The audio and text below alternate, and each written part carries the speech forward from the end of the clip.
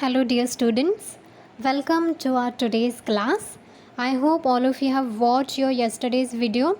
Yes, as we have started our chapter 1 gravitation, I hope you all have watched yesterday's video, and after watching that video, you are again here to watch the next tutorial video. ठीक है? Let me tell you one thing, students, don't skip anything. Okay, from starting onwards only you have to make a habit that you're not going to skip any kind of video. Okay, if you have skipped something, then in the next class you will not understand anything. Mark my word, you will not understand anything. So what you have to do, you have to watch your regular videos regularly. ठीक है, don't skip anything. Okay, so yes, we are in a science 1 class, and as we are learning chapter 1 gravitation, we are going to move towards the next topics in your today's class. But before moving to the next topics, first of all we are going to revise what we have learned in last class. ठीक है? Okay, so in the last class we have seen a very important topic, that is gravitation. ठीक है? Okay, so who discovered this term? Yes, the phenomenon of gravitation was discovered by Sir Isaac Newton. ठीक है? Okay, and how he discovered this gravitation term? He discovered the force by seeing an apple fall from a tree on a ground. Okay, जब उन्होंने वो देखा तब उन्होंने क्या सोचा? Then he noticed that the direction from the apple on the tree to the center of the earth is vertical direction. Here you can see the apple is falling in the vertical direction. Okay, apple is not going in upward direction, horizontal direction. Okay, it is falling down in the vertical direction. ठीक है? Thus the apple falls vertically downward. Okay, yes, and it is along the perpendicular from the position of the apple to the surface of the earth. Okay, यहाँ पे you can see perpendicular is drawn over here. Okay, yes, so ये बहुत ही एक easy term है that you have to understand it and you have to write it in the exam.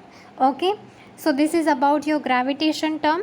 After that we have learned force and motion. Okay, if you want to move something, then what you need to apply? You need to apply the force on it. ठीक है? Okay, so force is necessary to change the speed as well as what? Direction of motion of the object. Okay, अगर मुझे ये इसको क्या करना है, किसी और डायरेक्शन में लेके जाना है, तो मुझे क्या करना पड़ेगा? इसके ऊपर फोर्स अप्लाई करना पड़ेगा. Yes, and after that what will happen? What will happen, students? Its speed gets changed. Yes, and also what happened? Its direction also gets changes. ठीक है? Okay, now the next term what we have learned, that is circular motion and centripetal force. Okay, very easy. The force which is act upon any object moving along the circle. Okay, the force जो है वो apply करते हैं through the circle and it is directed towards the centre of the circle. Here you can see the center. Okay, and it is directed what? Towards the center of the circle. Then it is called as centripetal force. Okay, centripetal which means what? Center seeking. हम centre से उसको क्या करते हैं? उसके ऊपर force apply करते हैं. ठीक है? Yes, so this is about your yesterday's class, your last class.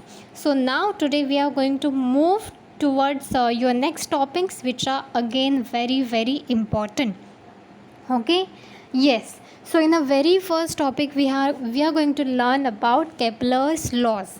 Okay, yes, so Johannes Kepler noticed that the motion of planet follows a certain law. Okay, हमारे planets का जो motion है, it follows a certain kind of laws, and he stated 3 law. उन्होंने कितने laws दिए? 3. Okay, which describe the planetary motion. Okay, planets का motion. ठीक है? So these are known as what? Kepler's laws. Okay, as he discovered these laws, that's why it is called as Kepler's laws. Okay, yes. Now Before moving to the actual laws, we need to understand something, and that is the term ellipse. Okay, ellipse matlab kya? Already you have learned this in your math subject, but here it is important. Okay, so an ellipse is the curve which is obtained when a cone is cut by an inclined plane. Okay जब हम यहाँ से ऐसे कोन को cut करेंगे तब हमें curve दिखाई देगा, तो वो कर्व को बोलेंगे एलिप्स. ठीक है, here you can see it has two focal points F1 and F2. Okay, this are the two focal points. Okay, yes. So A, B, C are the 3 points on the ellipse. यहाँ पर A है, यहाँ पर B है और यहाँ पर C है. So this are the 3 points on the what ellipse. Okay, basically ellipse मतलब क्या होता है? Elliptical shape. आप सबने एलिप्टिकल शेप क्या होता है वो देखा होगा. Yes, not a circular shape, elliptical shape. ये जो इसका शेप है, ये ब्लू कलर की लाइन जो है वो कैसी है? एलिप्टिकल. ठीक है, okay. So here AF1 plus AF2 is equal to BF1 plus BF2 is equal to CF1 plus CF2. So everything is equal to each other. ठीक है, यही इसमें समझाने की कोशिश की है. Understood this? Yes. Now we are going to see the Kepler's first law of planetary motion. Very easy law. Okay, so basically here what we have to understand. Again here you can say this is elliptical shape. Yes, and sun is here. Here you can see sun, and this is a planet. Okay, yes. So what the first law says, students, the orbit of planet is an ellipse. Okay, with sun at one of the foci. Orbit of planet. Planet का ये जो orbit है वो कौन से shape में है? Elliptical shape में है. Yes. एंड सन कहाँ पर है? उसके वन ऑफ द फोकाई पे क्या है? सन अटैच्ड है. So this is about your first law. Okay, so here figure shows elliptical orbit, yes, of a planet which are revolving around the sun. Okay, planets revolving around the sun, और उसका shape कैसा है? Elliptical. Okay, and the position of sun is indicated by what? It is indicated by capital S. Okay, the position of sun is indicated by S. Okay, so this is your first law, Kepler's का first law. Now Kepler's second law. Okay, so here you can see the line joining the planet and the sun sweeps equal areas in equal interval of time. Line joining the planet and the sun. तो यहाँ पे क्या दिया है? AB and CD are the distances. पहले देखते हैं AB कहाँ पर है? यहाँ पर. Okay, and CD is here. Okay, okay, this are the distances which is covered by planet in equal time. उनको कैसा टाइम लगता है? Equal time. Okay, so here the straight lines AS, यहाँ पर देखो AS and CS is here. Okay, both sweeps equal areas in equal interval of time. Both are equal. Okay, and area ASB and CSD are equal. Okay, तो यही आपको second law में समझाने की कोशिश की है. ठीक है, okay. Now Kepler's third law. This is also again a very important law. Okay, so the period of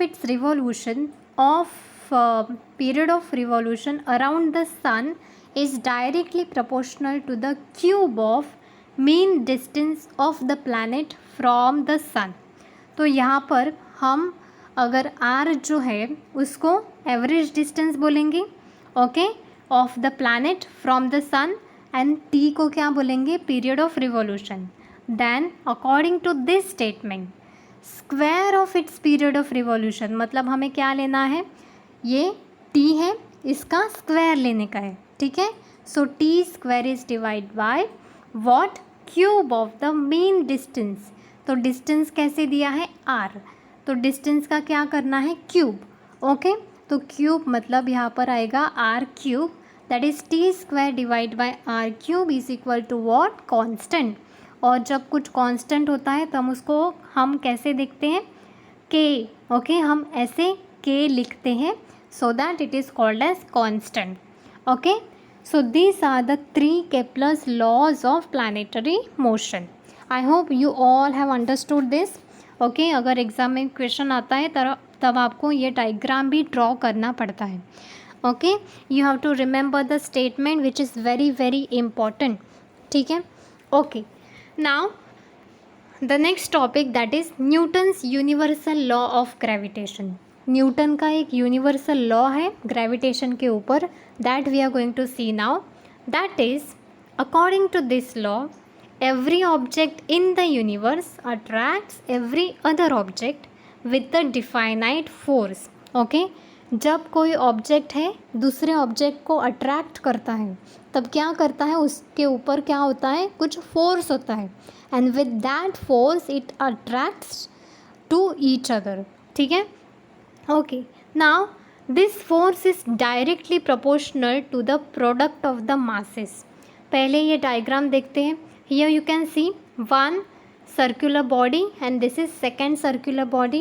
Yes, m1 and m2 ये क्या है, masses है of both the bodies, okay। And here f is what, force।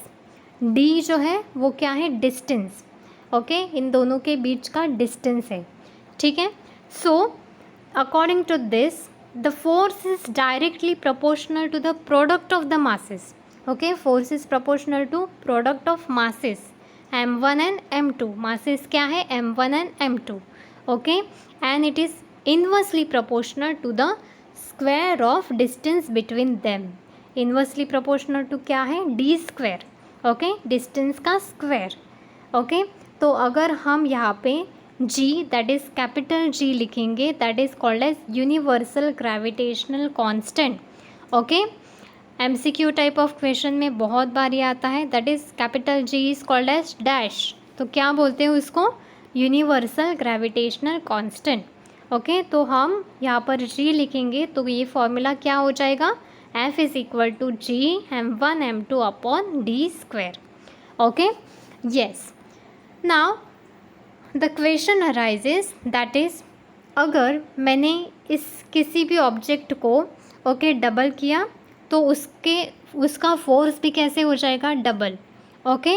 और मैंने यहाँ पर भी उसको डबल किया तो फोर्स भी कैसे हो जाएगा, डबल, ठीक है। तो यहाँ पर 2 मतलब डबल, और ये साइड से भी 2 अगर डबल हो जाएगा तो क्या हो जाएगा, यहाँ पर d⁴, okay. So if the mass of one object is double then force between the 2 object also gets double.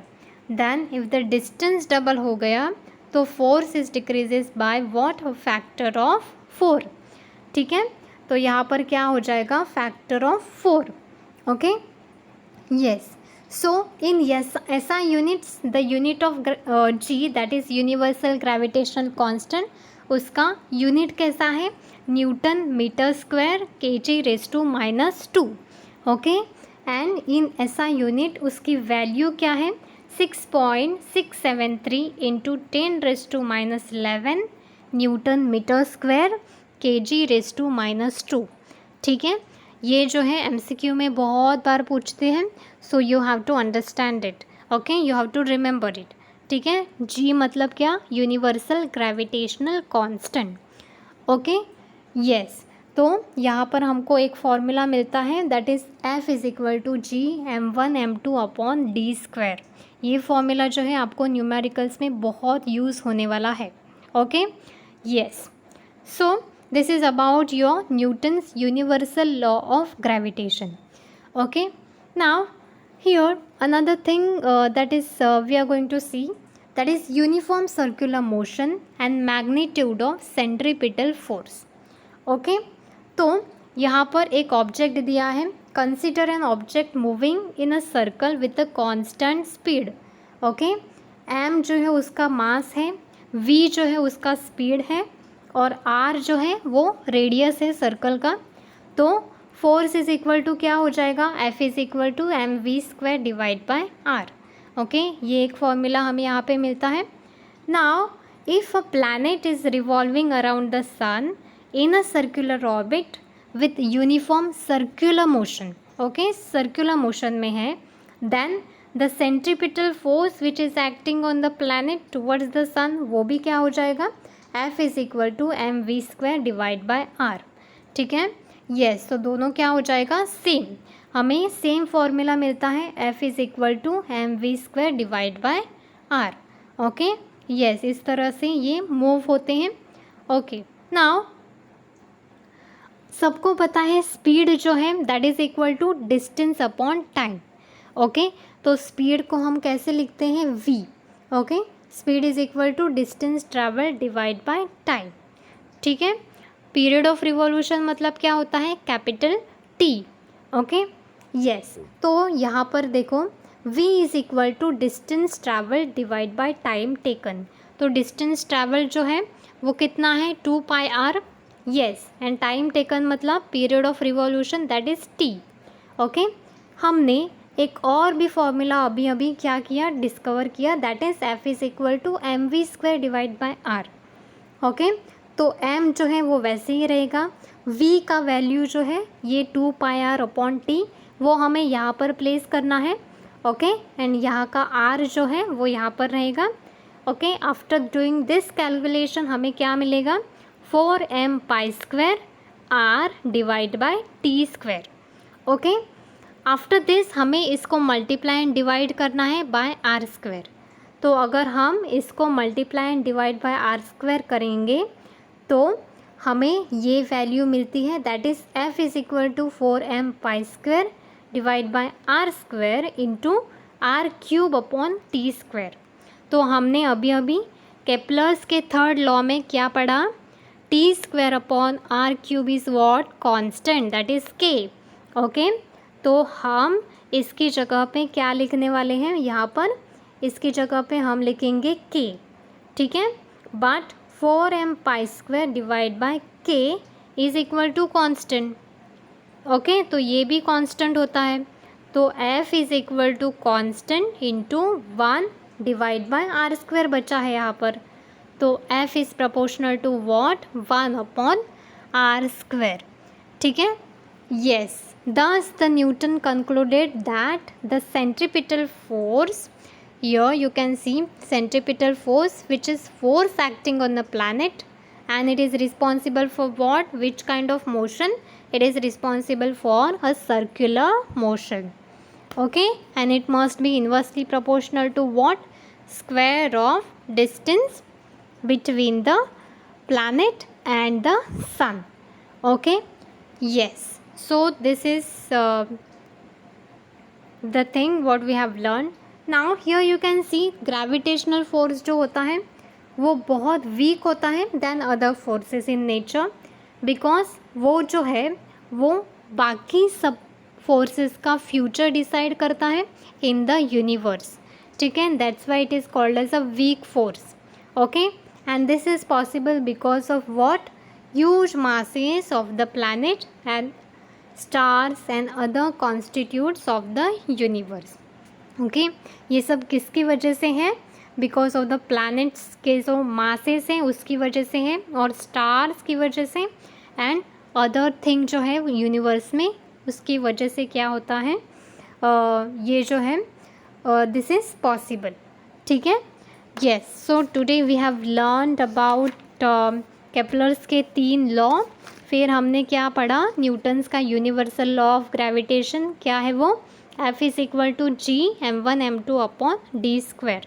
Okay, and after that we have seen uniform circular motion. Okay, go through the content, and what you have to do, you have to complete your assignment too. ठीक है, thank you.